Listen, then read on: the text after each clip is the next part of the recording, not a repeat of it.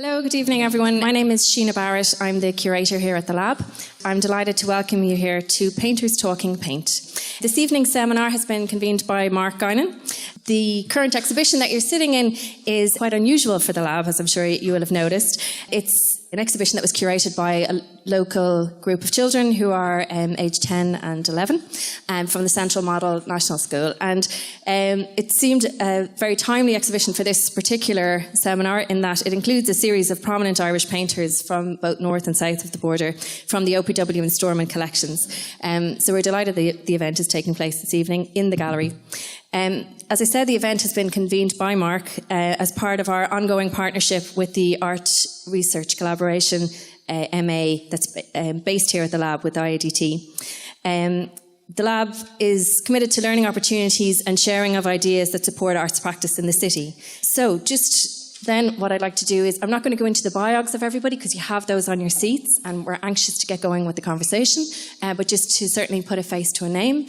This is Marc Guinan, Mairead Hooker, Ramon Kassam, Colin Martin, Damien Flood, and Sinéad Mhaonaigh. So I'm going to hand you over to Marc now. Thanks very much. Hi everybody. I hope you can hear me okay. Thanks everybody for coming. Marc Guinan is my name, as you know, and I'm a second year master's student in art in IADT, which is the Art Research Collaboration Masters. And as part of the research, part of my ongoing research, which is heavily involved in materiality of paint or painting sculptures, as part of that research, I decided to host this event because I wanted to get painters talking about paint, and not about their painting as is, but about working with the material, because that's the interest for me, is the working with the material side of it. What goes on, the interaction between the painter and the paint while in the studio. I thought it might be a different slant, something different to talk about rather than the painting that I did and what came from the painting. I want to talk more about the interaction with the material. So before I kick off the evening, the way it's going to work is that each of the guests are going to respond for 5 minutes to a text that I've already given to them, and I'm going to read out now in a second. It's only a short text and roughly for about 5 minutes. And after the 5 minutes then, I'm going to open the panel discussion up, and we'll see where that goes. I don't really know where it's going to go. I have a few general points that I'd like to hover around, so we'll see where that goes. That'll be for around 40 minutes, and after the 40 minutes we're going to open up the floor. We have a mic for all the audience if people want to ask the panel questions. That should be for around 20 minutes, and then the last 20 minutes, 15 minutes will just be wrapping up, thanks, etc, etc. So firstly, just thanks everybody for coming. I know it's not a nice evening out there, and I really appreciate that, you know. So I'm just going to read out the text, and then whoever wants to start can start first, okay? As artists and users of materials, it's rare we stop and converse about what we are actually doing in relation to the engagement of the material. When it comes to paint, we pour, mix, reveal, layer, and even concoct in an almost automatic scientific nature. The alchemy of colour blending and the unspoken understanding of the liquefied gooeyness known as paint is a welcomed normality for some and a chore for others. It is rare that we ever stop to talk about the physicality or experience of touching a cold coloured liquid, the feel of it on our hands, the smell of it on our skin and on our clothes. Artists spend their whole lives trying to grapple with the elusive mastery that is painting, and yet fail to notice at times the daily experiences and sensations that the material offers. This panel's discussion this evening invites an opening up of that very intimacy or closeness that the painter and the paint experience daily. So there was 3 questions that I gave to the panellists, and I'm just going to read the 3 of them. The panellists can respond in whatever way they want to the 3 questions. So the first question is, are touch, feel and viscosity relevant? What is the role of intuition, and does handling the material enhance this process? And from a materialistic point of view, what is it that makes the medium of paint so interesting to work with? So that's the base, and whoever would like to start can start. Ramon, you look like you want to start. Go first. Well, my plan was just to throw some ideas out there, really. So, firstly, I was thinking last night it was a really interesting choice of image for the promotional material here. I think it's on these things here, isn't it? So this this pair of hands in a kind of comical or even erotic way lathered up in paint. And that's a direct reference to the relationship between paint and the body. And actually paint as an extension of the body. And I often think those dynamics are at play. Those dynamics are at play in terms of how we project ideas onto the substance. And it's a sort of fetishization. And, you know, I often wonder where our sensibility comes out of with that. So, like, I'm just thinking, was it heightened with the invention of the collapsible tube of paint? Because, as we all know, with the tube of paint, you have to squeeze it or pinch it to kind of release that saucy, sexy content. And I think that sort of... There's many who take great pleasure in that. And also great pleasure in mixing paint and pouring it and spilling it. And I think that sort of relates to our own bodily material. So, I mean, we as people, we're mostly made up of liquid and gooey stuff. And I think it also, in relation to our impulses for sex and food and excretion, and that those things also might explain our sort of the desires, or that fetishization, or the desires of painters to indulge with that substance. I think another interesting thing to think about is sort of the language we use around paint and painting sometimes. I mean, you know, the idea of painting is a sort of war of attrition, or the handling its materials is a sort of war of attrition. And I mean, when you think about it, war itself fundamentally also shaped our relationship to paint. Most of the modernist artists were either involved in or were all too aware of the experiences of both world wars, the sort of huge events of their time. And I'm pretty sure those dynamics also shaped our ideas around paint. I mean, the war of attrition thing, I mean, that you can imagine that could have grown out of the experiences of fighting in trenches. And again, from a bodily point of view, so many of these people literally saw, so many of these artists literally saw their friends, their enemies, their allies explode and splattered all across fields and had their hands inside the bodies of others. And I have no doubt that that definitely shaped the languages and values that developed in sort of like painting activity. I think sorry. In terms of today, it's interesting to think about our Instagram feeds. I mean, like every time I open mine anyway, it's likely I could see somebody, another painter, mixing their colours or squeezing out that blob of tube or cleaning the palette or doing that kind of thing. And to me, that seems more unique to painters than other art makers. And that might also be because you can actually paint with one hand. And I really like that idea. I like the idea that one side of you is painting, one half of you is painting, and the other half is observing. And I've said this at a talk I just did recently, so apologies if I'm repeating myself if anybody heard that. But I think that's a really nice analogy to describe what painting is. It is half the manipulation of materials and half a self-reflexive of those processes. In terms of my own practice, my own ideas, I'm critical of that fetishization of paint, but I also totally buy into it and completely consumed or seduced by it. I think my broader interests in the substance kind of come from the painted world around me. I mean, everything is painted pretty much. Well, particularly in the urban site. And I mean, the most obvious example in this room is the walls and the floor. And that is even more explicit on our streetscapes.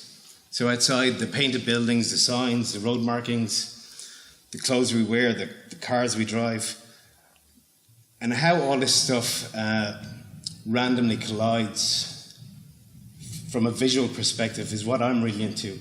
And I think that might explain why I choose to indulge with the substance of paint or the liquid coloured goo.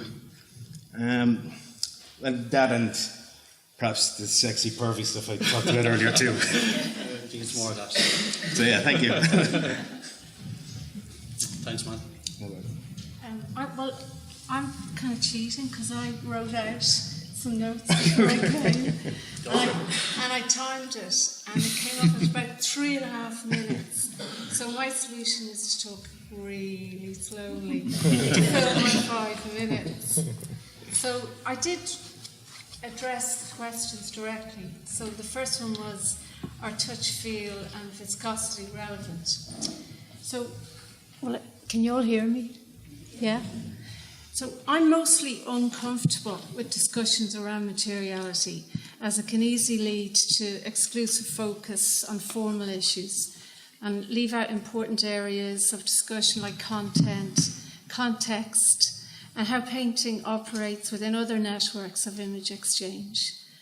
It can reduce the subject into a fetishized understanding of paint, and to fetishize is also to attribute supernatural powers to an inanimate object or material, which does happen. And there is something magical in the transformation of a liquid form into a fixed image. Putting that aside, though, discussion on material properties of paint often try to assign it essential characteristics, and I believe there's no essential or fixed characteristics within paint, because paint can be viscous, it can be dilute, it can be mercurial or frigid, precise or vague. So to essentialize paint seems to me like a redundant exercise. And to talk exclusively about its sensory and material properties, for me, it does it a disservice. So I don't know why I'm here. But I'm here. But I'm here. So the next was, what's the role of intuition? And does handling the material enhance the process? And that's an interesting question. For me, there is a dance played out between conscious control and intuition in making painting, a type of push-pull situation. And I like this aspect of painting where intention and realization are often at variance with one another. And surely that's one of the reasons why you might paint, to not be able to anticipate the outcome. I thought as well about the dominance of digital image technologies, and they seem to be playing a role in how we increasingly place value on craft and handmade activities. And painting does lend itself easy to the discourse, maybe because it's a release from the reality consensus of lens-based media. And I trained in photography and worked in a variety of lens-based media. So for me, it does have particular resonance in resisting that reality consensus. But painting is also a means of manufacturing virtual space on its own terms. So we're still manufacturing virtual spaces, but on different terms. And I'm interested in how we can manage an interior and exterior experience simultaneously. I don't know if that answers the question. The final point was painting as material and what makes it interesting. Back to the problem discussion. So I've sidestepped it, but I have addressed it, and I believe in many instances there are similar aspects in drawing and painting to the human voice. And if we think about singing or speaking, with the human voice you can hear the mood of the person, whether they're nervous, whether they're bored, whether they're anxious. And with some aspects of drawing and painting, I think these things can often be heard, but obviously in a different way. So there is nowhere to hide in drawing and certain types of drawing and painting. You can feel straight away if a drawing or painting has been made without any commitment or conviction. Not unlike when we hear someone speaking, and we can hear that they don't really believe what they're saying. So the final point I wanted to make was, with lens-based media, you can articulate complex information without too much technical knowledge, in my opinion. Sophisticated work with lens-based media is another thing entirely. But as opposed to other media, fluency in painting is not so easily acquired. So you're quickly faced with your strengths and weaknesses. And this means your imagination leans towards one corner of the compass. And maybe this is one of its most important values for me. Thank you. The end. Quiz? I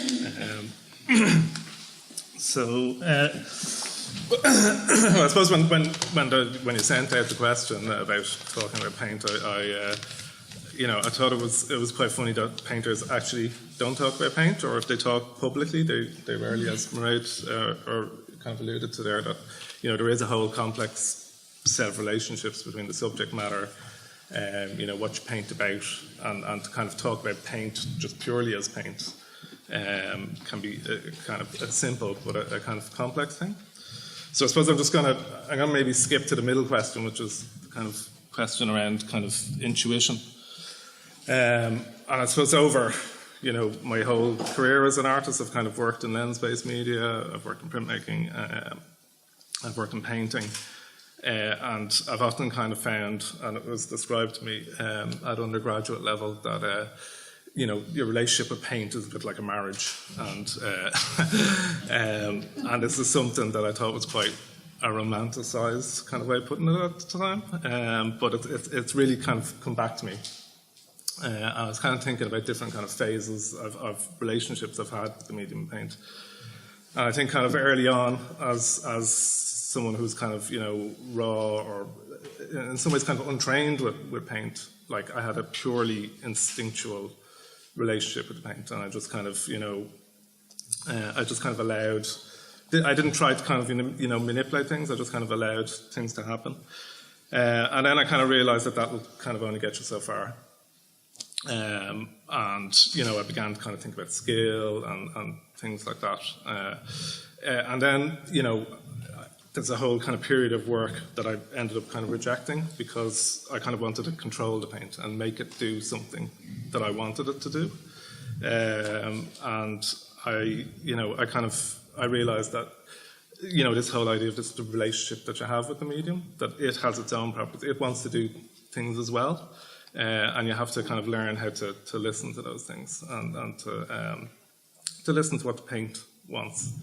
So I suppose the kind of period I'm in at the moment is I'm just trying to have a really kind of lighter touch with the relationship that I have with the medium, and kind of allow and kind of listen to it. So from that point of view, is touch, feel, and viscosity, is that important? I found that it really was. I think you can, you have to kind of work with the intrinsic qualities of the oil paint and what it does and what it says. I also, one thing I think is interesting about the talk here tonight is that, in some ways painting and paint resists theorization, and that we kind of, we live in a very kind of mediated visual arts world, where screens, there's always kind of something between you and what you're looking at, and there's always some sort of mediation. And I think that paint is a way of having a direct experience and direct experience with the medium. So that's it. Thanks, Colin. I also have a cheat sheet, and this is mainly to kind of keep me on point. Because if anybody's been to any talks I've given before, I tend to go off on very bad tangents and end up in strange places. So I wanted to do right by Marc and actually try and respond to the questions. I guess I thought the questions were interesting in a way that over the last few years I have been thinking a lot, just through various talks that I've had with friends of mine and colleagues about, why painters paint and what it is about it. So my response to these is kind of maybe a bit more on the soppy side and personal side to other people. So apologies for that, but I guess it's a different angle to the whole thing. So I will be reading from this. So I do apologise if it's a little bit stilted and not kind of well articulated, but I think the points will be a little bit clearer. So I'll begin.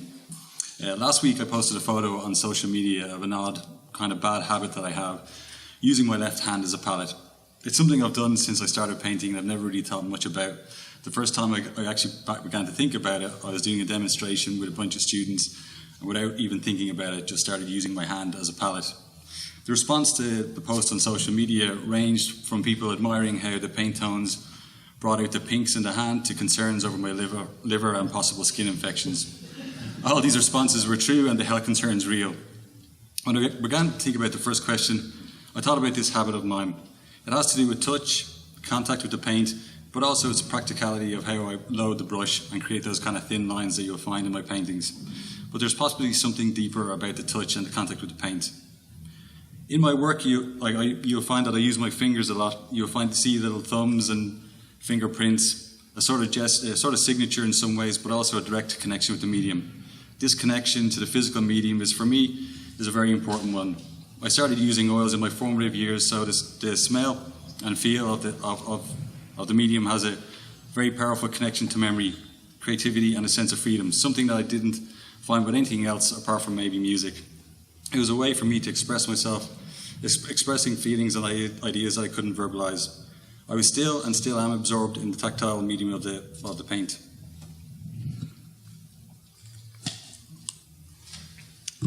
My work is made primarily through intuition.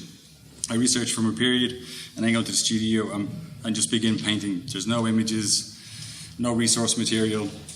It's just me responding to the blank canvas. Oil paint allows me to create quickly, but also forces me to stop at certain points, allowing various layers to dry. In my work, less is always more, and it can be quite easy to overwork a piece. A lot of the tones and values I work with stem from traditional techniques, so there's a direct connection to the history of painting and ways of working. These techniques and tones can, in my mind, only be made by using oils. I'm sure that you can get various mediums to make acrylics do the same, but for me it's more so an emotional connection to the actual medium that creates these tones, these ways of painting. So again, this kind of goes back to, I think, a connection with my formative years, or can't really be replaced by a different medium, and I've tried every medium, even sculpture, and you don't want to see the results of that. It was terrible. I think also we're having to physically mix the tones and apply them onto the canvas. There's a psychological connection. How I'm feeling or what mood I'm in inevitably comes true on the canvas. There's days when odd dark colours come out, bright pink colours, or there was a very long period in 2012 where everything went olivine green, and I still don't know why that was, but no, I think I was trying to find the perfect green, and that might be olivine, because my whole wardrobe went olivine as well along with this period, so it was very, very strange. You can actually see the proof of this, by the way, if you look at the show I had in Ormston House in Limerick, called Theatre of the World. Nearly all the paintings are green. It's just very bizarre, and it looks like they were kind of badly documented, but they're just green. Anyway, see, this is what happens when I start drifting. Okay, so on to the last question. So we're nearly there. Material-wise, my work is very economically made through thin layers of paint and concentrated flourish in the areas. This is where the quality of the medium comes in, the vibrancy of the paint and the quality of the pigment. I'm very specific about my colours, and I think borderline OCD on the kind of greys that I look out for. This comes down to even using the brands of paints, where you'll actually find very tonal ability through different brands, and it kind of leads you on a quest to try and find the correct paints. But I think again, this is more to do with what you're looking for within the paints. But with everything I've learned over the years, I still think I'm a student of the medium. There's a mystery and unpredictability in the medium that keeps you coming back. I still get a buzz when I go into my own studio or a fellow painter's studio and get that smell of turpentine and oil. Like, it's just an insanely distinct thing. And again, brings me back to this idea of the emotional connection to the medium, that it's not just about the conceptual rigor of my practice, which is there, but there is a very, very strong underlying emotional content to it. I mean, finally, I guess my last point I want to make is that I think painting lends itself to creating images that question the fabric of reality, creating worlds for us to inhabit. It allows the user to express thoughts and emotions that may not be otherwise even known to them. For me, it's a way to reinterpret the world and question my understanding of it. For the viewer, I hope it allows them to see or feel something new and different. And we're out. My name is Sinéad Mhaonaigh, and I'm going to be a lot quicker, and my response will be a lot shorter because I really couldn't remember any of the questions Marc emailed. I wrote them down. Obviously, I studied it and I prepared, and then I thought, I'll forget that until I went to the art shop, which I won't name on tape, today to purchase some paint, which I tend to do like all of us. But I buy Spectrum paint, and I have done for many, many years. And it's interesting that if you develop your visual language with the particular brand, I do feel you connect with it. And your investigations are really based on the properties of that particular tube of paint and that particular company. And my loyalty has always been to that brand. Obviously, I tried other oil paints in the past, but I did settle with that, and I did feel there was a very kind of it was a very comfortable relationship, because all of the other relationships with paint itself were nearly uncomfortable, if you like, but that's another story. Like I felt I kind of spent 10 years as an apprentice developing and trying to understand how paint itself can create a visual language. And the whole story about the art shop is this. There was no Spectrum paint available in the art shop, and I got really upset, and I thought to myself, where's the Spectrum paint? And none of the staff could answer my question, and I immediately thought, they will no longer supply my brand. Now, obviously, it's not impossible to order online and purchase this from London, but I was looking around at all of these students, and I just wanted to tell them all about Spectrum paint and how I feel that they were going to be denied a physical experience with this particular brand of paint that I feel I'd found and discovered, but obviously it was only from a personal response.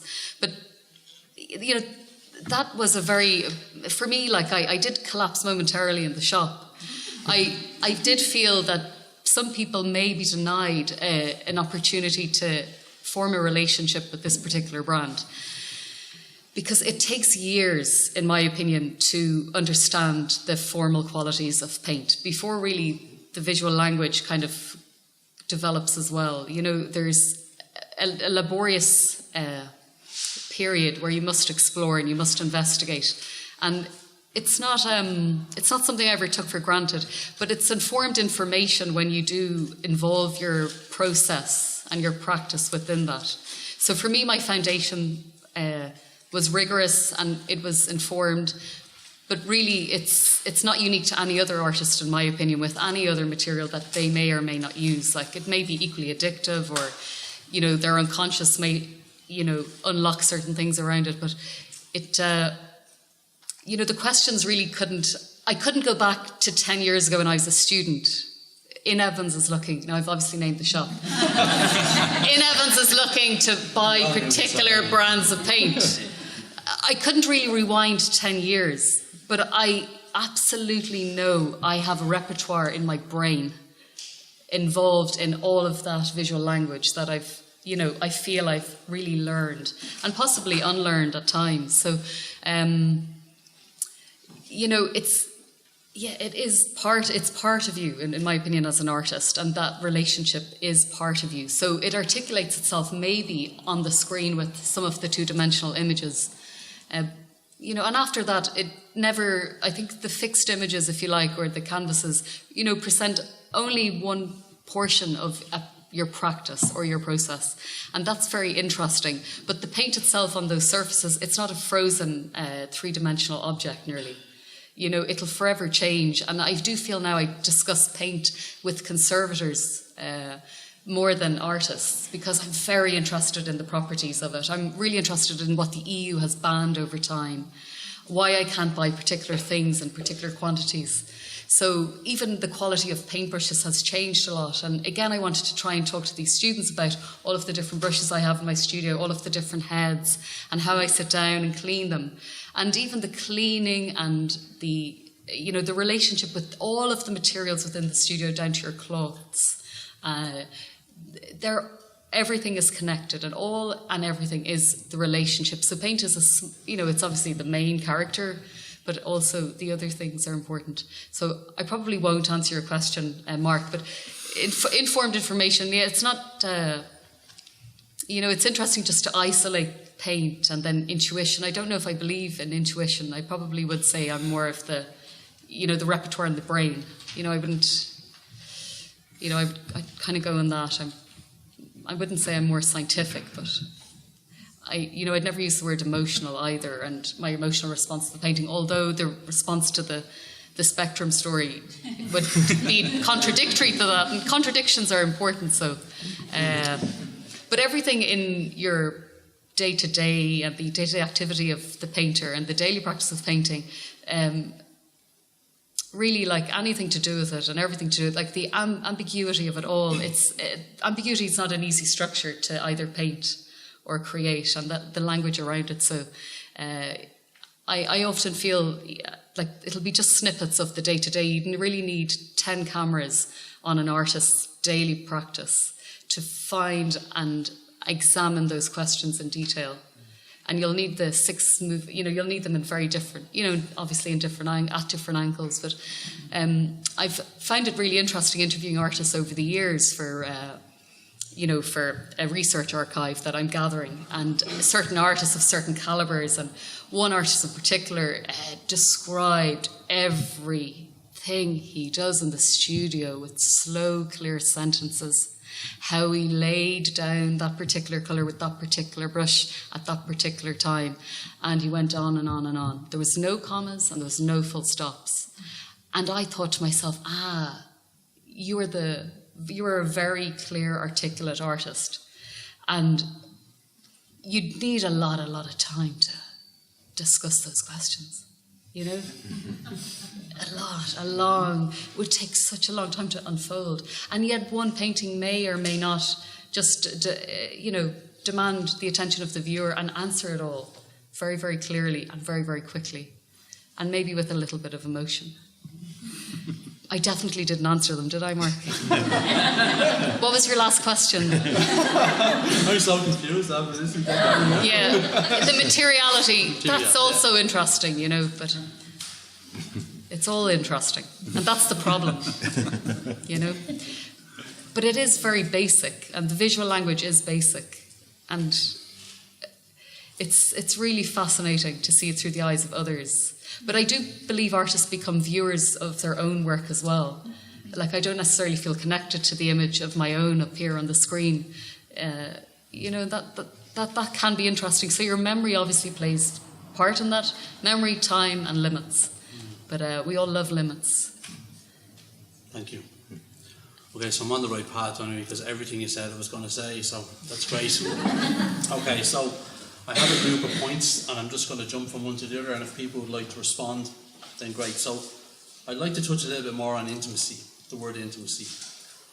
The closeness, the quieting of the mind whilst engaging with the material. How do you feel about the word intimacy when we talk about the painter and the paint? How do people feel about intimacy in the studio? So I'd be talking more about the fact that, like what Damien talked about, I'm the same. When I'm in the studio, it's just the minute I walk in, I'm there.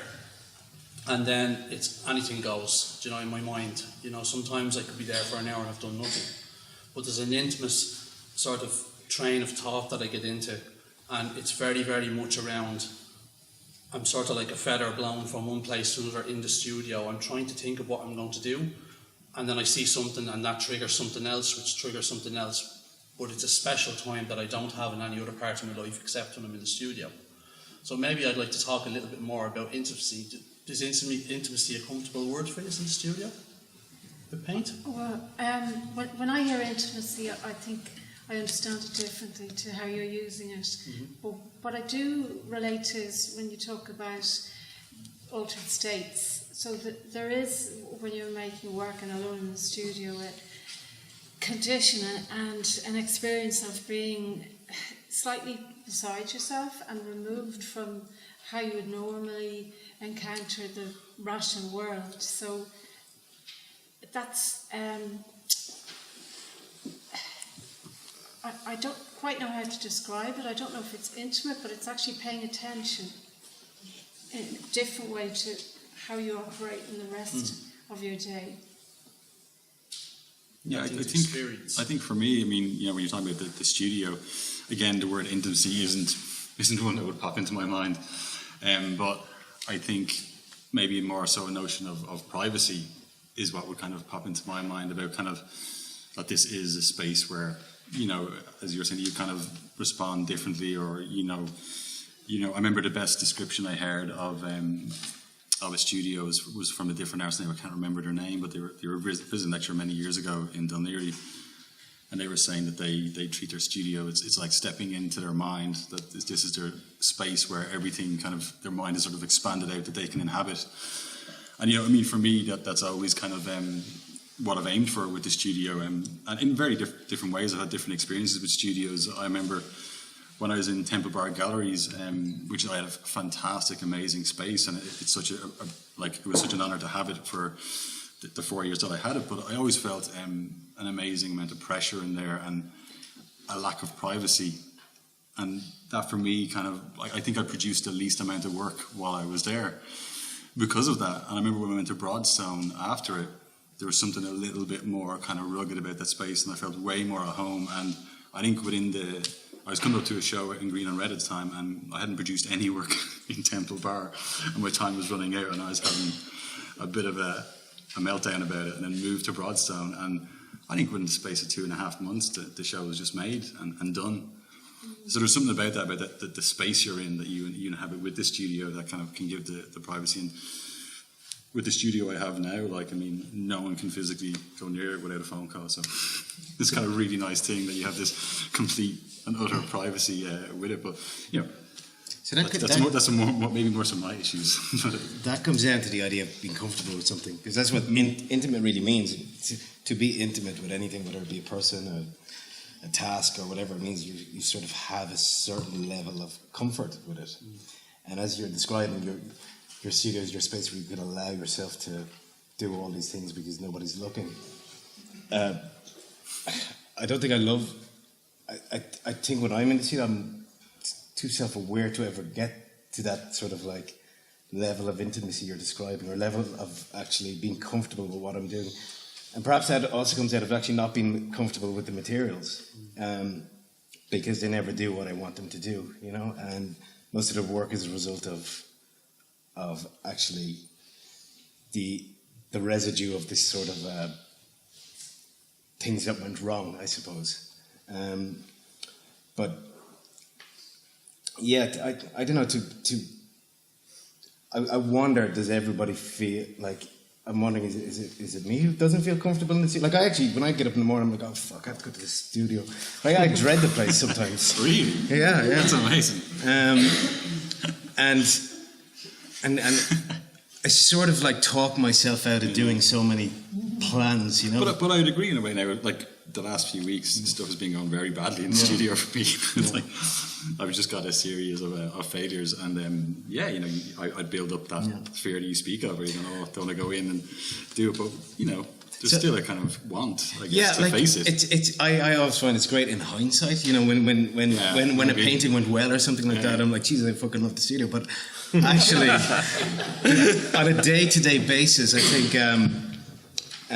actually just being when you're talking about in one studio, because it sort of had that lack of privacy that you didn't say now when you're working closer to home. I wonder is it that as well, because actually quite a lot of my studios have been quite public too, in public spaces in recent years, and residencies and things like that. But you're saying that when stuff is going well, you want to be in the studio. I'd be the exact opposite. Yeah. When something goes well, I'm like, woohoo! I just want to leave. If something went well, I'm like, I just leave with that memory. Just go off and have a victorious few days, where I can actually relax. Because for me, it's I love love and hate when stuff isn't going well, because it kind of drags me back in. It's like I can't leave sometimes because I'm just like, I have to get something, like something has to activate or happen on the canvas that I can actually step away and kind of feel that I can have the evening to myself or whatever. Yeah, sure. So it's interesting that. So what about experience? I'm just going to read this. So no matter how much experience you have when using paint, there's always a new one to be had. Experience demonstrates more lessons learned. Isn't it safe to say that the experienced painter still gets the same enjoyment from painting as the novice? I think the novice has it easy. There's a famous quote about, I can't remember who it's by, but it's like, was it painting's easy for those who don't know how, but painting's very hard for those that do. Is that the unconscious? Working, and being unconscious. Yeah, well, I think, you I knew you were going to quote something, Damien. But in my true style, I can never remember the name. It's like... It always sounds believable, though, Damien. No, but it is. But I think it's true. If you don't know what you're doing, you don't know. I think painting for me has kind of gotten like trickier. I mean, the more I've learned about it. I mean, and like I remember one of my tutors saying to me that he kind of found it really difficult for a while to paint because every brush mark he put down, he could reference it straight away. Like who owned that brush mark? And I mean, I think that that doesn't happen to me now, thank God, because I really don't remember an awful lot. But there is that trickery with the medium that I think you kind of for me, I'd be like an adrenaline junkie when I'm painting, so I want to continually shake it up. So if I'm repeating myself, I find it quite difficult, and I kind of want to walk away from it then, or just smash it up. So I think for me, that's what I think has gotten harder and harder. Do you think maybe it gets more difficult because the way another mythology around painting is that artists are paralyzed by art history, but actually the more experience you have, the more of a sort of history of your own practice you have, and the more things you've made, the more chance there is of repeating yourself or something like that. And those sort of like those sort of crippling sensibilities of why it would be harder when you've done more is actually because you're dealing with your own kind of the history of your own practice, the things you've made, the things you've done before. Does that not push it on, though? Well, no, you get to a point where you're haunted by all these ugly babies that you made. Yeah. You get to you kind of want to get rid of them, and you find something you've done before, so you don't hover, you move on really quickly. So would experience not actually drive you forward? I tend to respond to suites of paintings, like previous suites of paintings. So, for example, at the moment I'm responding to a suite of paintings I hung in Limerick in the City Gallery, and that's really important. It informs my practice. So it's always about momentum for me and maintaining momentum. So it's, experiences and responses. And just to go back to intimacy, for me it's about multiple relationships. Because, there's a conversation, there's multiple conversations. Like, we're no longer isolated in a studio. Maybe we're involved with gallerists or exhibitions, curators, writers, or even the internet, and the village around that. Because, the art community really is, in my opinion, rather small on the world stage. And, as conversations go, like, I think, experience, it's a lovely word, but it's hard earned, like experience, visually as well, and your visual archive. I'm obsessed with the word archive at the moment, and just in, what does that really mean, and how will we archive our own practice?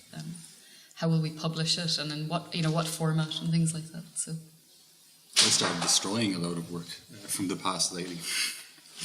Which is kind of a very strange experience to do, but I think it was to do with kind of freeing up mental space.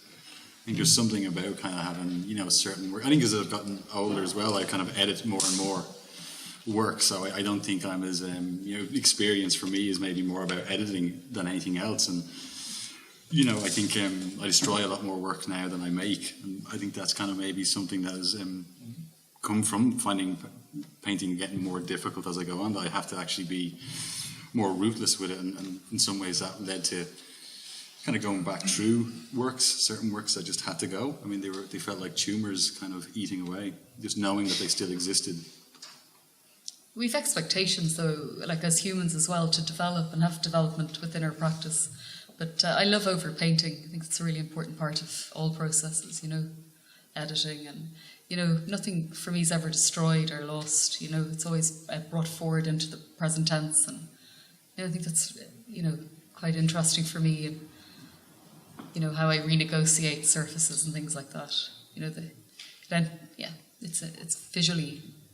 Yeah, it's nearly like a problem-solving exercise. So you talking about like painting back over works that you kind of maybe didn't think were... Yeah, in my opinion, it works that maybe didn't achieve a particular standard, And would you like that the work is coming through underneath then, informing what's happening? Or in part, absolutely, and the materiality, again, of canvases and different weights of canvases and different grounds, Like there's a particular painting up there that it's glue size, and it's not the synthetic one either. It's it's one I had in airtight storage for years. It was a particular canvas, and because of that, I have a particular painting. And maybe I lived with that particular canvas for 4 years, and for me, it was a key painting, and within that, although it's probably one of the more abstract works I ever did, I returned I lost confidence. And I love that actually with experience, sometimes you can lose your confidence. And then when you regain it, you remember that you used to read about artists losing their confidence, in books or catalogues or, at interviews and things like that. And I could never really understand that until I lost it myself in the studio a year and a half ago. And then the day it returned, with this particular piece, with this particular ground, with all of that history, I thought, now I understand a more complete picture about being a visual artist and practicing. But I think doubt and uncertainty are kind of important in painting. Oh, hugely, yeah. And I think if your experience is telling you that what a painting is going to, how it's going to become, and you're certain about that, that's always going to be a poor painting. Yeah.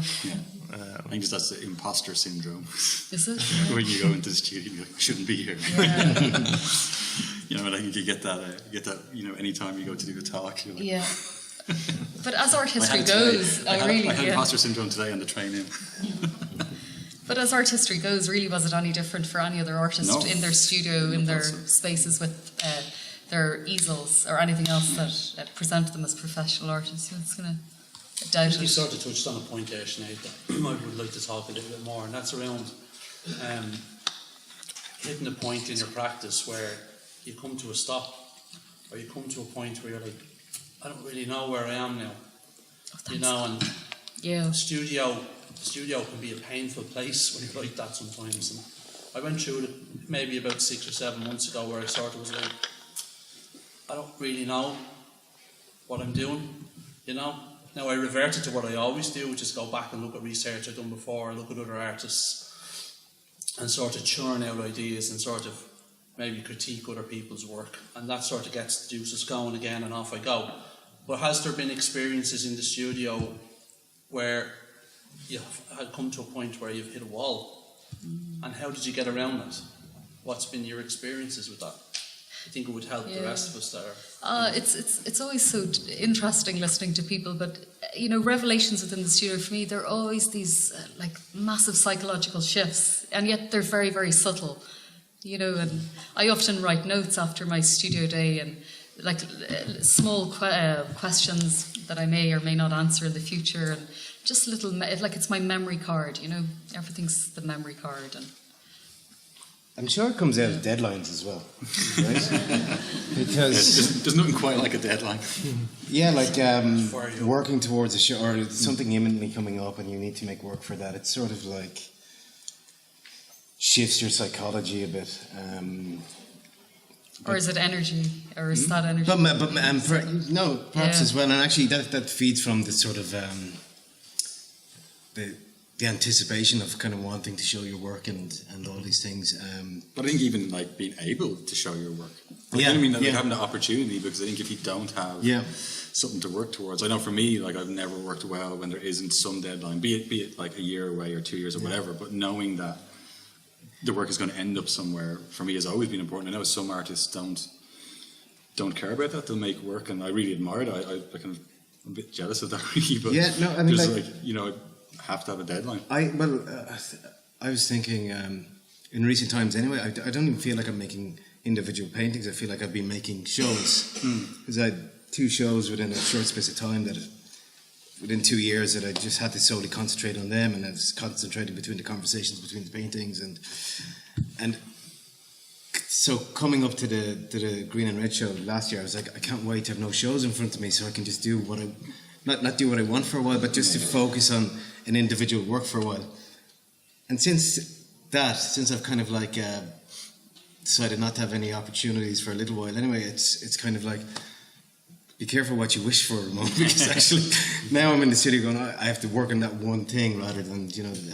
But I think the idea of deadlines, though, I mean, it can be a curse as well, though. I mean, you know, I've had a lot of deadlines recently, and I'm craving what you're talking about, that period. And it's not about not having a show to make or not, you know, working on one individual work. For me, it's kind of maybe about reassessing and stepping back and actually being able to, right now, kind of just work through a work and not have that it has to be part of something, or, you know, a success or whatever, or, you know, be part of a show, that it can be allowed to fail. Yeah. I wonder, I mean, going back to the idea of painting, is that sort of attitude of like, have a sort of consistency, keep the work going, and oh God, what's going to happen if there's a lull for a while? Is that again something more exclusive to painterly sensibilities, that you have to keep going, because it's not just an art practice, but it's a craft, so you have to keep your skills sharp and all this kind of stuff. So there's a more of a kind of there's more of an anxiety around actually when you're not making work, compared to other artists, maybe, you know, artists who work on a sort of like project basis, you know, and they might go from show to show or project to project, but actually take big periods out because their work because their medium or craft isn't embedded in the concept of craft and skill and all these kind of things. That there isn't that fear of, Jesus, if I don't paint tomorrow, I'll lose like 2% of my skill base or something like that.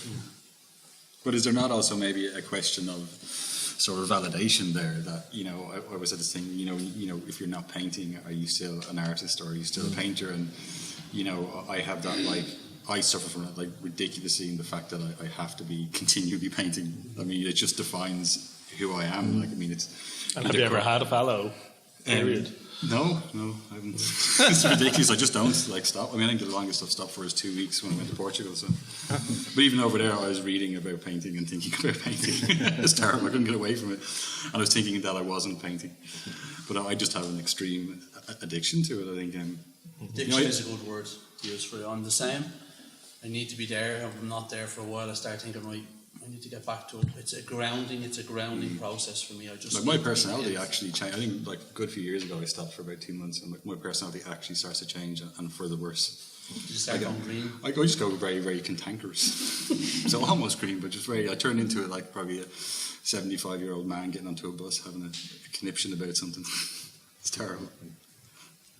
It's about inquiry as well, though. Like, you are still answering questions no matter what, like, and they're usually questions you've proposed yourself with the medium. So, but deadlines, I find that shocking now, that, you know, artists always talk about deadlines. I think to myself, is this really new? Like, I'm not sure, you know. I'd love to ask some of the older artists, because like, it's never entered my head. You know, my friends lately are discussing deadlines, and I think that sounds like it could really be destructive to the process of development.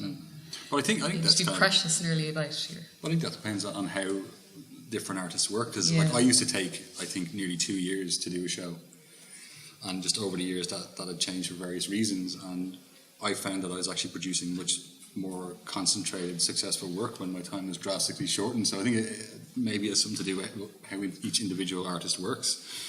I mean, for me, that less time is kind of better. I think it stops me overthinking it or overworking it. So. Yeah, it's to be visible. It's the constant need, though, as well, maybe for visual artists to be visible and to be, you know, having a public conversation every 2 years or a year and a half. You know, was it like that? Alice Hanratty told me that it wasn't the case when when she was a younger artist, mid-career. You know, I wonder, emerging artists mid-career, and then the later, like, what and how it worked, you know, for them, and how it will work for us or other artists. You know? I wondered that the suspicion around, like, words like deadline and careerism, all these sorts of things are, because within painting there can be very kind of purist ideals around it as a practice, you know, and again, maybe this is something that's been fetishized, but the idea of that I think it makes sense that yes, deadlines and stuff like that could wreak havoc on a practice or somebody's sort of a Psyche. creative growth or something like that. But I actually like the idea that painting is embedded in sort of day-to-day life, and deadlines are sort of a part of life as well. And if it is something that I would imagine creative growth can come out of, as much as a kind of a pure kind of a take on like a painterly trajectory, to be like this ongoing investment and continual learning that happens over years and years and years. But actually, I think just in this sort of modern world, just things like deadlines or short turnover, I think that's where other practices sort of have an advantage over painting sometimes, and that they sort of can be flexible and can kind of adjust and almost work in sort of corporate manners sometimes. And sometimes I think painters or painting doesn't allow itself to do it as much, because it is really embedded in this kind of lineage of having a sort of sacredness or a purity to it, or sort of like Well, there's a slowness, isn't there? yeah, sure, yeah. But then I mean, equally, paintings could be things that are made the fastest, you know. So. True. What about the phrase learning process? The enjoyable and sometimes frustrating knowing and not knowing, learning and relearning. Would you all agree that the unpredictability of the material allows this to continually happen? So I'm talking more about the fact of you're sitting down to do something and it just doesn't do what you wanted to do, but that automatically opens another door up in your head or in your moving forward. And the unpredictability of the material, especially I think for painters, it's something that's quite unique. Do you know what I mean? It's like we have it, and when we use it, we don't actually know how it's going to be, but because we don't know, that gets us to want to use it more. And how do you feel about that unpredictability within the work and the learning process? Looking at me. Yeah, go for it. Yeah, I mean, it's one of the most appealing aspects of it, that unpredictability, and I think I've used the word already, mercurial. When you go to chase it runs and it atomizes, and to have any preconceived ideas overly formed around what you're doing will always disappoint you. So yes is the answer, and I don't know that there's much to say about it in that yes. Does anyone disagree that unpredictability is? I mean, I wouldn't at all. I mean, I think one of the most interesting aspects of painting, and I'm sure actually Colin would kind of probably know more about this than me, is that I was talking to some students in Wexford about this, that, you know, when you're painting representational paintings, it's amazing what works in paint and what doesn't. Like an image that you see that you'd be like, that'd be make a great painting, and you paint it and it just kind of falls flat. And then one that you would think that's, you know, inconsequential or it's not going to look great as a painting turns out to just have this maybe unique mystery to it. And I think that like is one of the most amazing examples of the medium of paint, that kind of transformation from one to the other, kind of, you know, it's unknowable. Like, I think it's predictable. It's kind of deadening. You know, if painting becomes predictable. I think it's kind of also interesting sometimes, kind of what you know about painting and what you know, what you might be trained to know about painting, but then also what happens during the process. I actually I worked with Mairead we were in the RHA, and we were doing with still life kind of workshop with Steve McKenna. And I remember watching Mairead paint and kind of knowing that when you were painting that there was you knew a certain amount. I could tell you had a certain amount of skill. You knew how to kind of compose and lay the paint, but also there was a definite moment where you really didn't know what was happening in some ways, and you were kind of, not that you were guessing, but there was just this tension in the way you were painting that painting, and I thought that's when painting's interesting. When it's kind of combination of what you might know, but also what it can do to for you. improvise. I mean, transcription is the least reason why you would make a painting. So to allow yourself to fail and to improvise is really the point of painting, probably for me. Mm-hmm. Allowing yourself to fail, I like that. Let's talk a little bit more about the ritualistic process. The clothes we wear, the smells, our favourite tools. These all feed into the event of the painter painting. Would you like to share some of the processes that help kick-start your painting? So what is it that gets us going? Tidy studio. Sweeping the floor. Yeah, painting the floor, making it tidy. I have a coffee machine in my studio, and I can't have a coffee until I get in there. So that gets me. I have a girlfriend that's like that as well. Yeah. I sweep my studio at least 3 times a day. It's a strange thing. It's nothing to do about the dust on the floor. I think it's just like I do it when I come in. Okay. And then if something's not working, I'll just start tidying up and sweeping. And I think it's just that about, I don't know, some ritualistic thing, that kind of cleansing of the mind. Come on, don't be shy, get the stuff out. This is your chance. What's your dark secret? What's going on? Not at all. I love cleaning brushes, to be honest.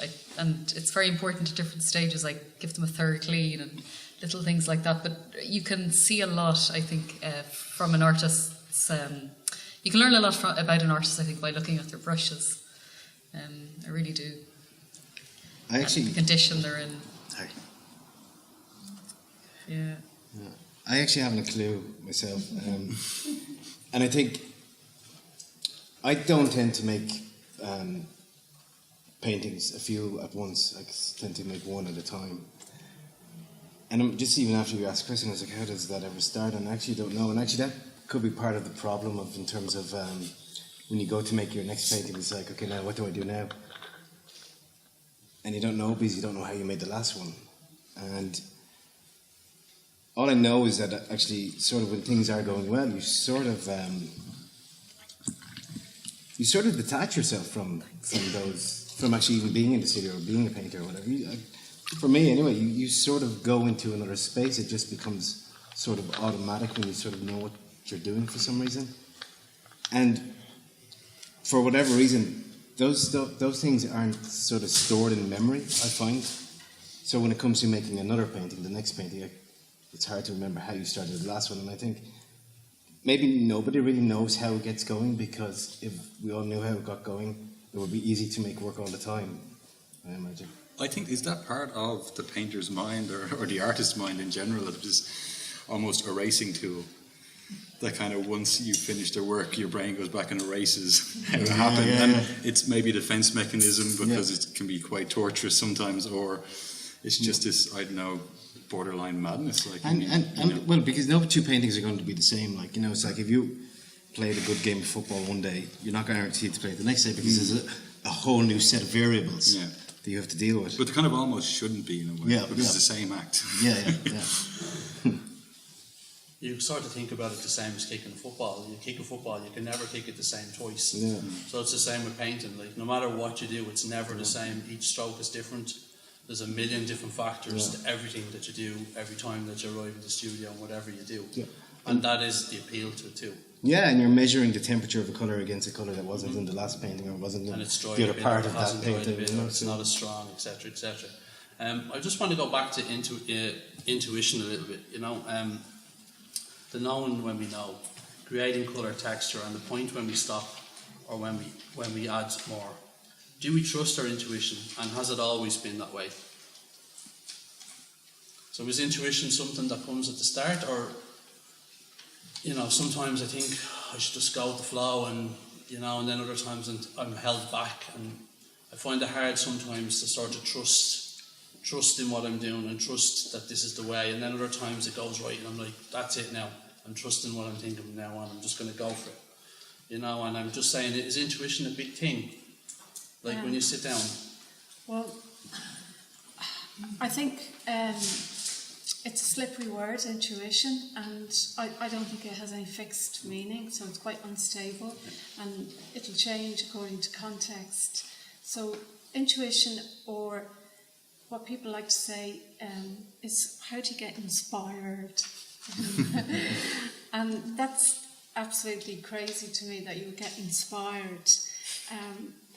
What you do is you go to the studio and you start picking up your materials and you start making work and you start working through painting. So intuition is really your response to what's in front of you. But I always remember reading Anne Wright, and she talked about making,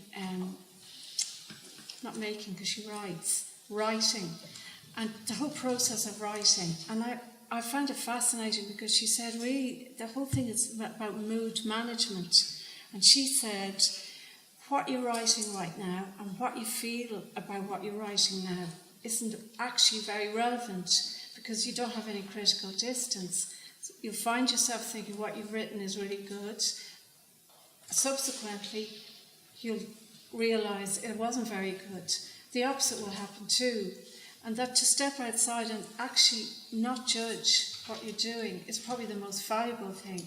To keep making the work respond to the work that's in front of you is the best thing. So there is a dance, a precarious dance between intuition and a conscious critical decision-making process.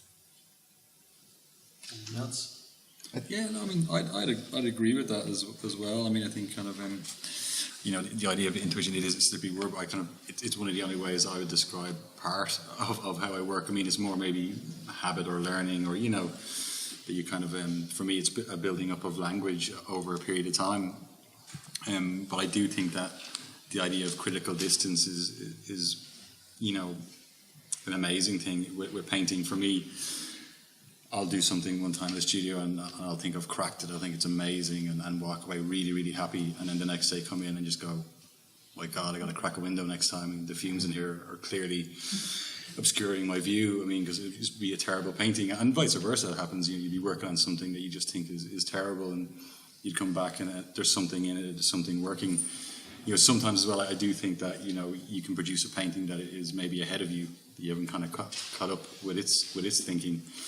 I also think there's kind of a curing time with painting, and you were talking about this about painting, you know, maybe in a longer distance time, how it changes over time. But I think that happens, you know, within the first few months as well. I mean, you'll find that I'll work on a painting, and 3 weeks later we'll have maybe settled, or 2 months later we'll actually have settled down, and different things will be kind of happening in it.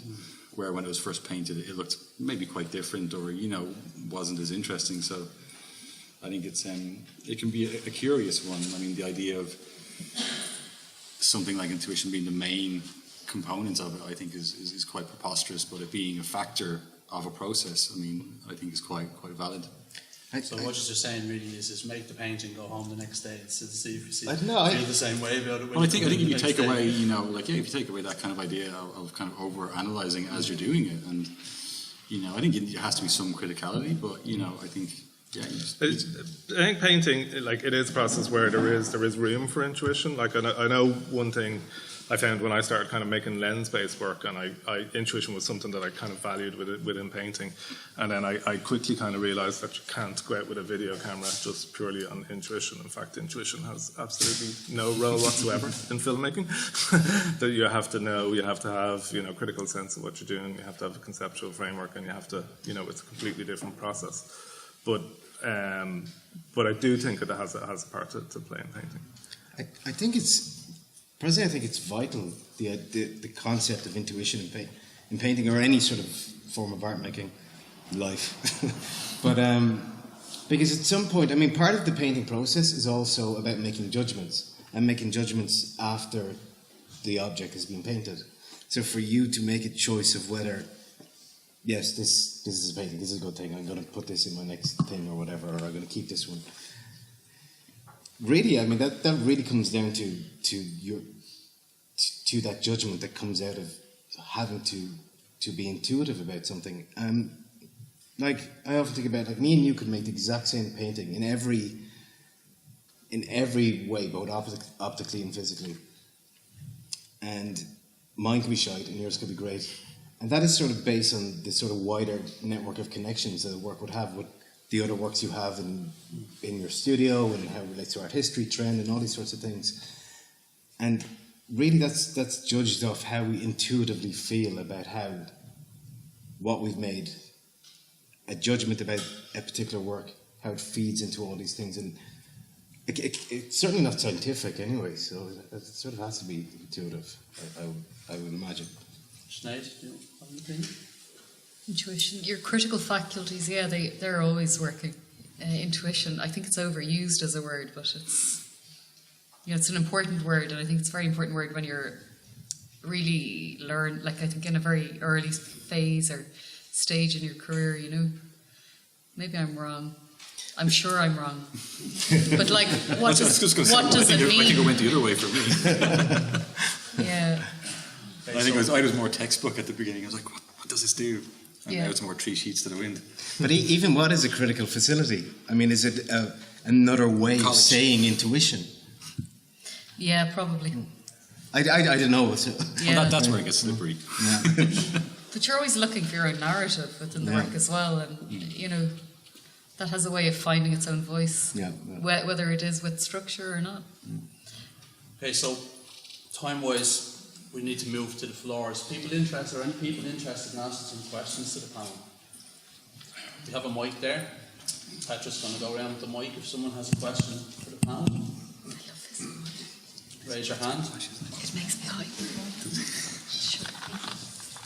Thank you all. Colin, I'd like to ask you something, and you may not even want to unpack this any further, but we're talking about visual art and touching the paint and the tactile nature, and the verb you used to how you are now with paint is that you listen to it. Mm-hmm. And I just wonder if you'd like to talk a little bit more about that process of what it is for you to listen to paint as you're painting. You don't have to if you don't want to. I mean, I think I kind of meant that more in comparison to maybe a kind of body of work that I had made before. That, I was kind of looking for a type of realism within the work, and that the thing I was talking about earlier there about like a deadening quality that the work came. And now I just try and kind of leave the paint a little bit, and just if I lay it down and I don't try and kind of manipulate it too much. I just kind of modulate the colour back and forth a little bit. And I suppose if it's telling me that it's doing something, I just leave it. Whereas before, I probably, just kept going at it and tried to continually, manipulate the paint. And now I just try and kind of have a more kind of hands-off approach. But it's a funny kind of judgment, and it happens when you're making the painting.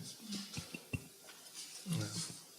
I like the word, and Damien, you said that the paint did the talking, and like that was a revelation for me to hear that in a way, because the feeling I had was that I had to be the one making the painting. I think if you look at the great masters of painting, like Rembrandt and Caravaggio and Courbet, they let the paint do the work. I think they were kind of in tune with it. Like, I think it's just that old saying, less is more is the best. Overworked paint physically dies. Like, it loses its luminosity, it loses its transparencies, you actually crush it.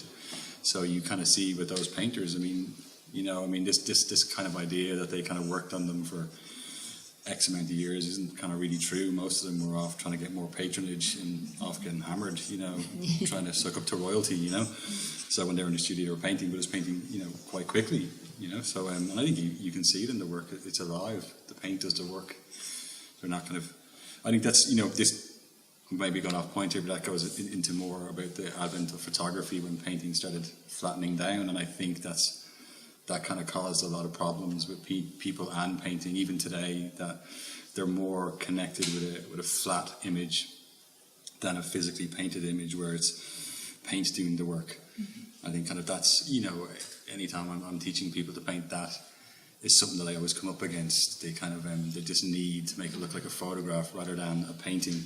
In my mind, the two are so vastly separate. For me, a painting is, I don't know, it's its own thing. It's maybe an experience of viewing an object rather than, a flat photographic representation. It's that thing of surface and substance at the same time. It's physical. Yeah. Anyone else?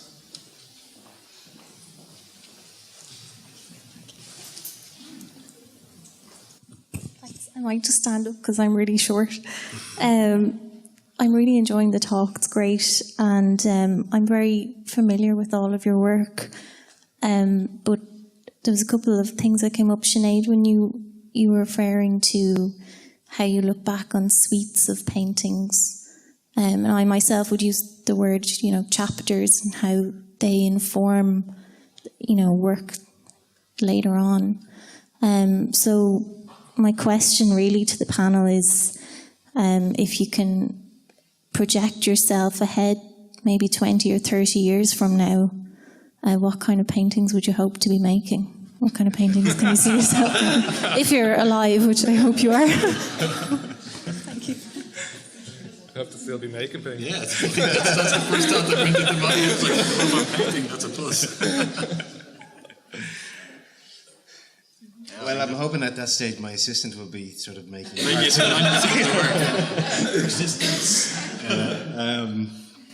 It's a great question, but I haven't a clue. Yeah. It's kind of an impossible question, really. Yeah, I'm kind of happy that I don't know what paintings I'm going to be making next week, to be completely honest, and that's something I'm always happy about. So, but yeah. In 20 years, will we still be mid-career?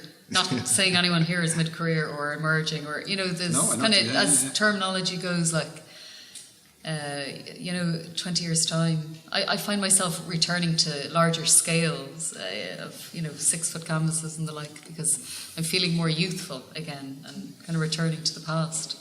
In 20 years, I think I'll be returning to the past. But it actually brings up an important point. I'm just gauging off our initial responses, that it's very hard to project a vision of what a practice might be like. I mean, I've said this at other things before, but even I think for painters, they find it even impossible to do the Arts Council bursary thing, because you have to project where your practice is going to be, and just the nature of the practice and the medium, I think isn't really conductively suited to sort of making forecasts. Not a business plan, no. But that is interesting, because maybe public spaces won't actually exist as, spaces to, present work. Yeah. We may all be publishing work on the internet, and people is that right? People are going to be 3D printing them at home. But that might be interesting. Like in 20 years, it'll be interesting how many art colleges may or may not exist in Ireland.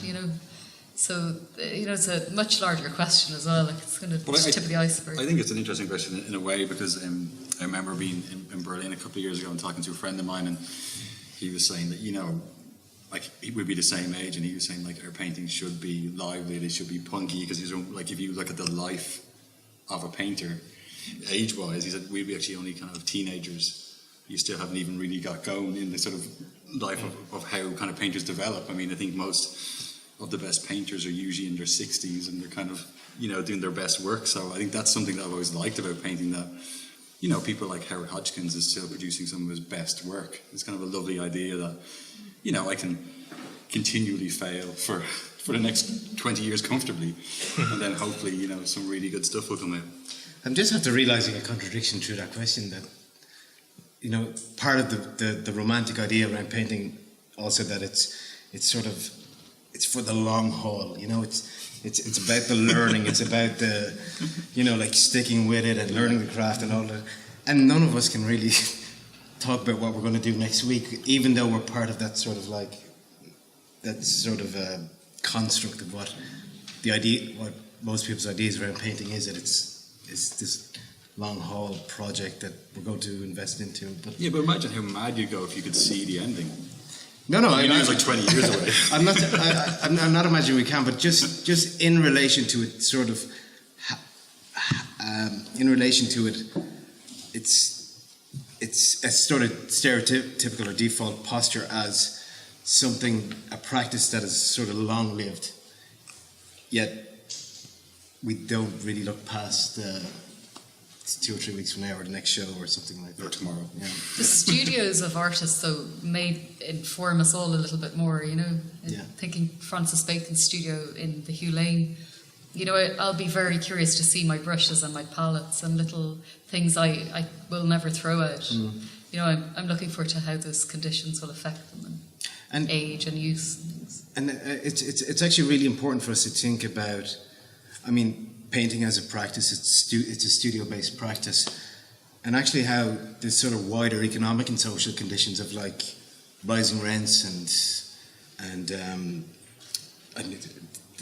the problems we have in Ireland right now, that actually it might not be viable to have the sort of studios we even have now, which are fucking, some of them aren't even great at the moment.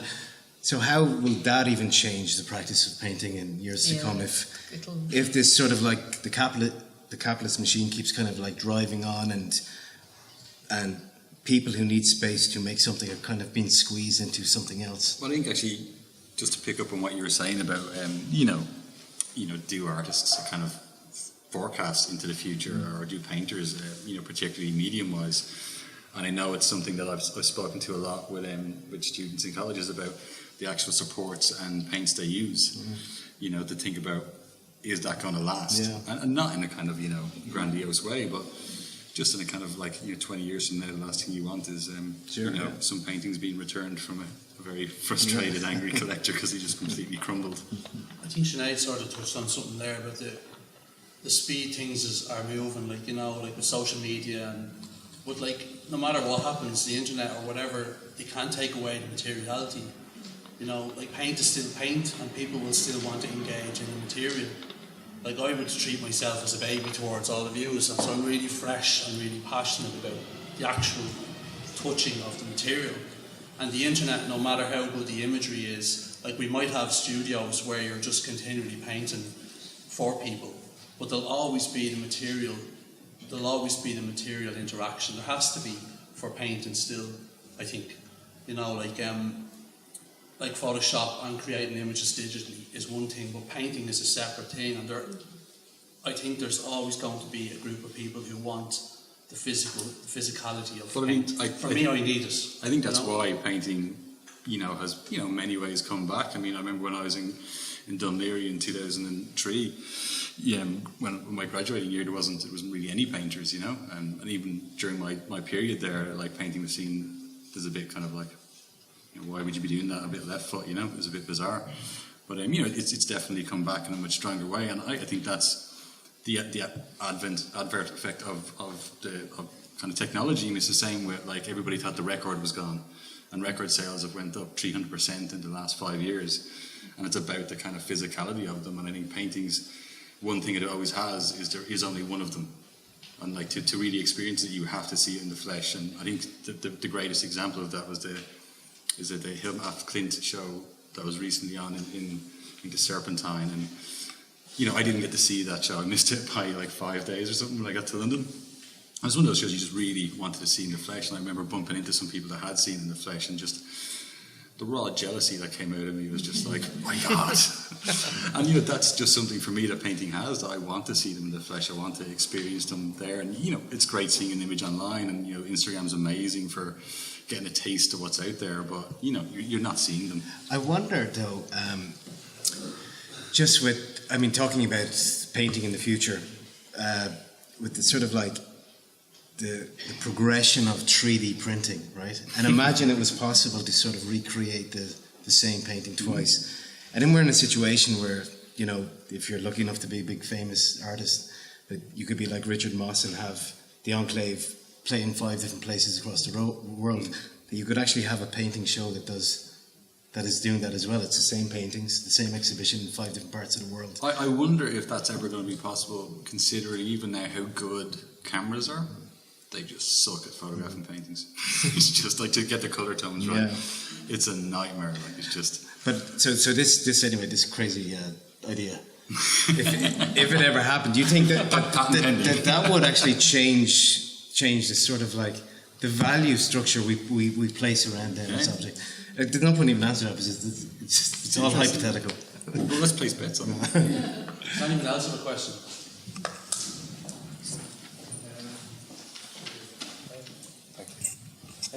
Do you think it's the isolated nature of the studio where the painter works, where you develop that relationship with your material?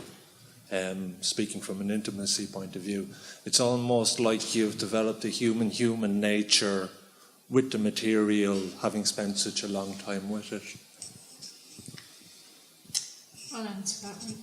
I think the closest activity to painting would be what a writer does. I think isolation, I'd change and I'd say it's solitude. So there's a degree of concentration, and that the circumstances that lend themselves to making paintings are quite similar to a writer. You just need to be on your own. You can't have anyone in the room. It's quite practical. You might fall out with them. No? Anyone else? Yeah, go ahead. Three questions which Marc has given. And Can you wait for the mic? Sorry. yeah, I can. Thank you very much. It's got a real radio voice, hasn't it? There are three questions which Marc has given to everybody to talk about. Are touch, feel and viscosity relevant? What is the role of intuition? And so on. And what's so interesting about the material of paint specifically? And they all seem to echo a spirituality around resistance that the paint itself offers. And overall, I guess what I'm wondering is, do any of you guys have a meditative process that you engage in, which is more along a personal, someone says intimacy, someone else says privacy. I guess both of those are about property. So beyond property, because you haven't made a painting yet. Anybody got an idea what is before property? We're not there yet. Okay, but you see what I mean about before there's a physicality, there's, I don't know, an interrogation that's existing, integrity. I'm happy to just stop talking and let you talk. Do you ever come up here?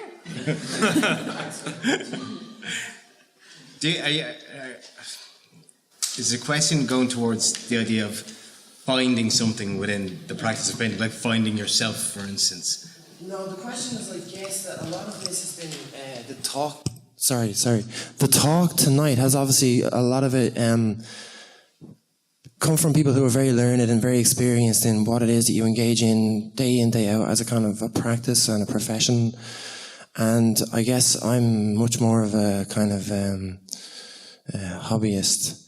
But ultimately, the same interaction is required. And so I'm curious about the questions which obviously come from Marc as a manner of interaction, really, that you're inquiring, as against kind of a cause, you know, an existing cause, something latent, I suppose, rather than something that's demanded from outside or demanded from within. I don't want to say any more. Thank you. No, I mean, I think what you're asking is sort of, it comes out of Marc's particular line of inquiry, this idea of connections to materiality and all that.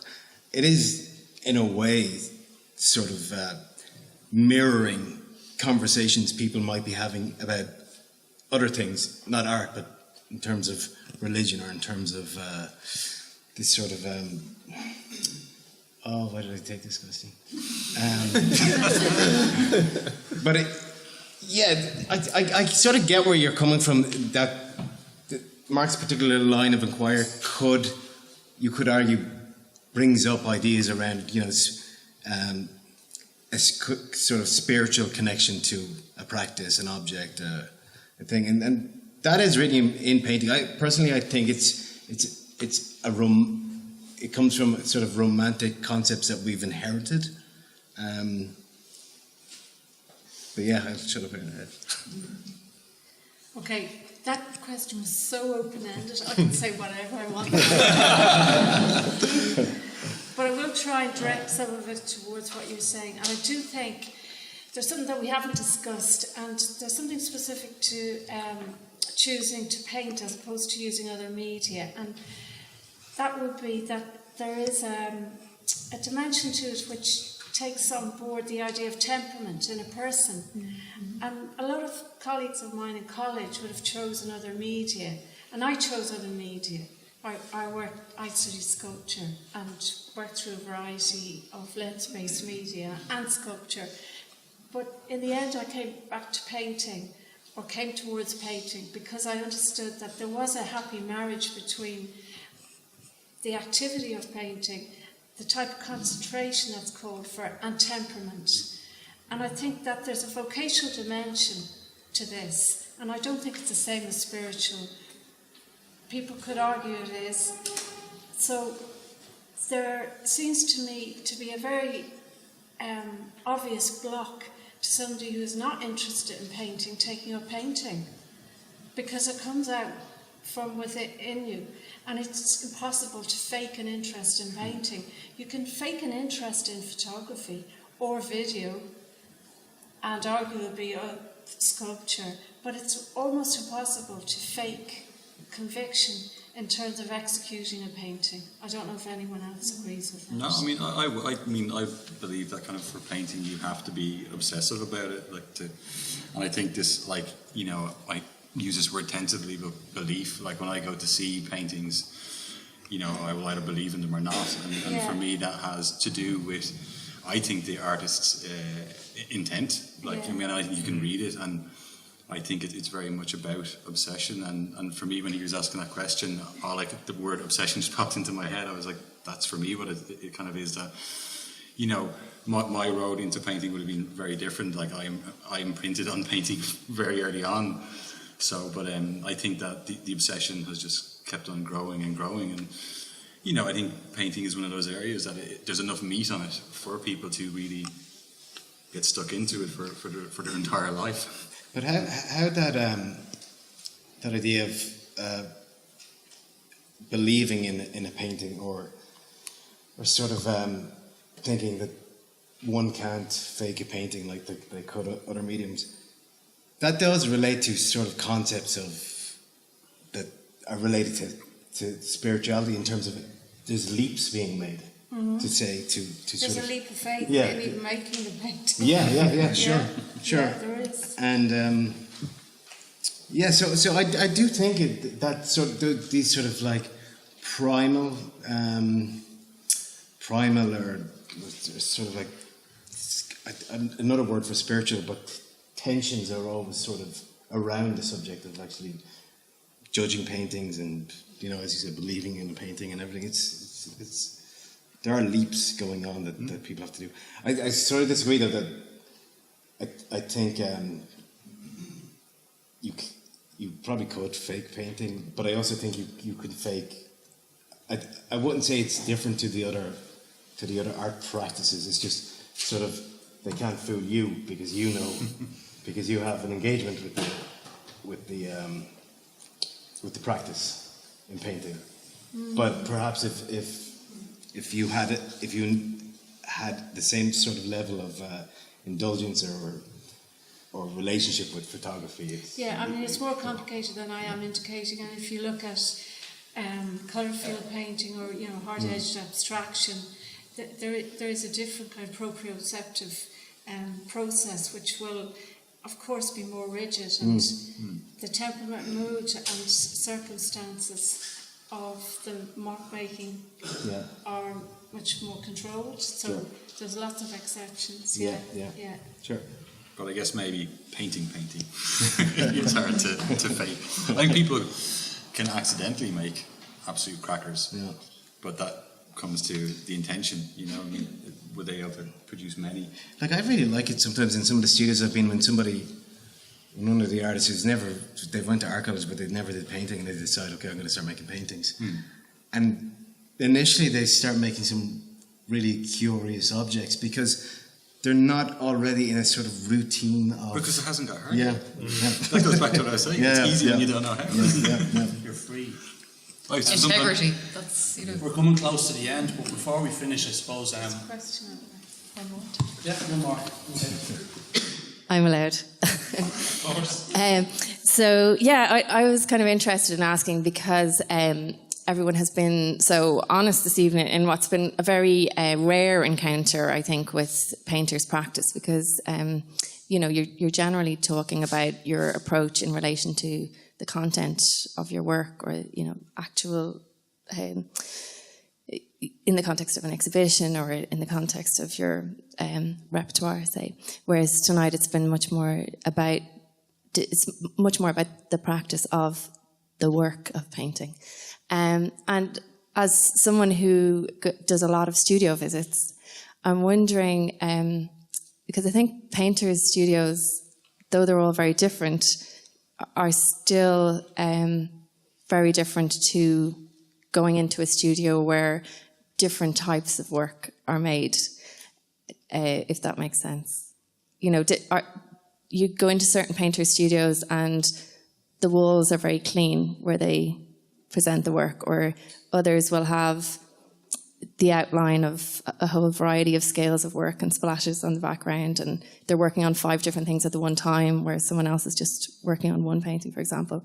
But I suppose my question for you is, in the spirit of sharing those honest moments, if you could tell me a little about what makes for a comfortable studio visit.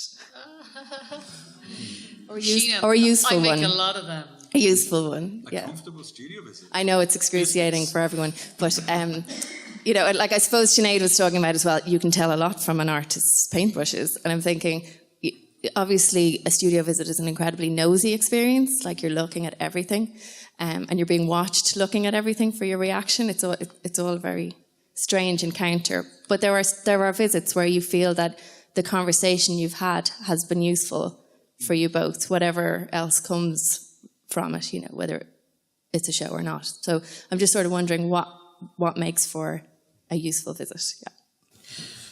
Yeah. It's interesting because I tend to interview people in their studios for work, you know. So I often present, you know, myself. Anyway, it's a really interesting question, but I just don't think there's such a thing. And there's a performative aspect to painting and artists as well. And it's often more interesting what people are hiding, you know. And, you know, can you absolutely guarantee that conversation was real and that information that was shared was, you know, observing, isn't it, in real time? I think that's really, really important. It's forensic as well. I had a really interesting visit many years ago from, now what is he? He's my friend, but what does he do? He's a surgeon. He's a really curious guy. He's very curious about art and art practice, and he always tells people at dinner parties that my studio is like his work table. So as a surgeon, how he prepares all of his tools, if you like, and he believes that my studio is identical to his practice and his day-to-day and how he kind of brings things together and assembles things. And I find that really hard to believe. But I do understand what he meant, how I lay everything out, how that ritual and how the performance aspect does kind of, you know, come together in your studio, and only you can do it, like no one can lie. But often when I'm doing these interviews, people push everything away. And then the camera comes and the lights, and then everything's being moved, and I'm having a heart attack apologising. You know, I'm often very embarrassed. and I appreciate these spaces as intimate kind of areas, but you know, I've seen a lot of studios. I have to say I love it though, because everybody smells, and every studio smells very differently in them, you know, and how they perform. Well, I think that's just to pick up on what you're saying. I mean, that idea of studio visits, because I think they're kind of peculiar things. I get if someone's coming in to see a body of work as it's happening, or just to have a chat with the artist. But the idea of actually having a peek at the studio doesn't exist. I mean, I think most painters would agree with me that there is a day of prep before someone arrives. Like, you might paint your walls, or you might put away. Like, I'd completely tidy up my studio, and you prep the work that you're going to show, and then you hide all the stuff you do not want seen, or you get rid of it. So I suppose it's back to that thing you were saying as well about how you can't, you're in your own practice saying, I don't know what I'm going to be doing next week. And like as a curator, certainly here everything we show tends to be new work, so you're trying to be on that journey with someone where you're saying, okay, in 2 years' time or in a year's time, what kind of show might it be? Artists know their audiences as well now, which is quite interesting as a conversation. Like they do understand what a visit entails. They've nearly been prepared for that in college, and knowing your audience is important. So it's often tailor-made. I have heard of curators going to studios as well where like the artist hasn't tidied up, and there's kind of bodies of work that they haven't considered and that they weren't going to display or stage in any way. And it's the curator that comes in and goes, well, this is actually quite interesting. Yeah. Sheena, can I ask you? Yes, Sheena. What makes an interesting or successful studio visit? Some top tips. I'm actually curious because to hear it from your side, I know it's like from my side, and it's different with every person that comes. Yeah, I suppose. Like when I'm talking to students in professional practice about how to prepare for a studio visit, I'm kind of like explaining that it's just a person who's coming in to see you. So because it can have this really weird dynamic where someone is looking at you like you're some kind of oracle who's going to have this amazing response to work. But you're just looking and you're just trying to figure that out. And sometimes, for me, what I personally enjoy is the kind of conversation about the approach to making, because that sort of fast tracks me into a conversation with an artist about where they're at in terms of their practice, because it can take quite a while to reflect on work. And I do love, like you say, Colin, like what's this pile over here? Like, why have you put those away? Why are they not on show? And sort of unearthing the potential to recontextualize things is always exciting as well. But I think I find it most excruciating if someone is looking at your face to see what your face is going to respond to work. I think that doesn't work for anybody. I think that can happen on both ends, though. Oh, yeah. I've had kind of difficult studio visits where someone is, impromptu sort of, well, can I come for a studio visit? And you can't turn them down; they're important or whatever. And you're in the middle of a really tough time at the work, and they're coming in, looking at you for an explanation of what's going on, and you're kind of like, I don't know. So I'm looking at them, going to go, can you explain it for me? And I think there is those tricky times. Like I've had times where it's really kind of, it's a tough few days coming up to it. You're like, I have to try and get a grip on where this work is going. And as you're saying that, there wants to be this planning together of whatever is going to happen. So you're kind of feeling that you need to, start to get a grip on what's actually happening. And that can be a very positive thing because it can spur you on, or it can be a very difficult thing and a very long studio visit. I think with curators, the dynamics in terms of the power structures are always at play. I mean, for many artists, I imagine. And it's always going to be different having a curator in your studio or a galleryist or something like that than it is having a fellow artist. And for the artist who's having a studio, for them it would be really healthy if they themselves saw the curator as another creative being, right? And two people who could just sort of go unpack the work, as opposed to the other dynamics in terms of what could potentially come out of this. But it's really hard to forget all them things as well. So one. Not that I recommend this, but there's a great video. You know the guy who does the Young Hennessy. He does the skit videos and guides to like a guide to a studio visit. And one of his things is, can kind of invert the power structure. Get yourself a high stool and put the curator in an old rickety chair. And then you might feel more comfortable, and the two of you can go ahead and unpack your work.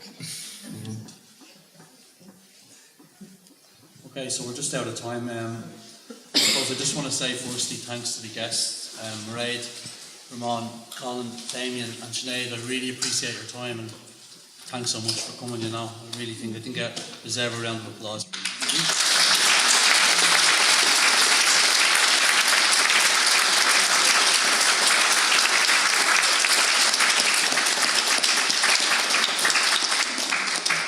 I'd also like to thank Sinéad and the lab.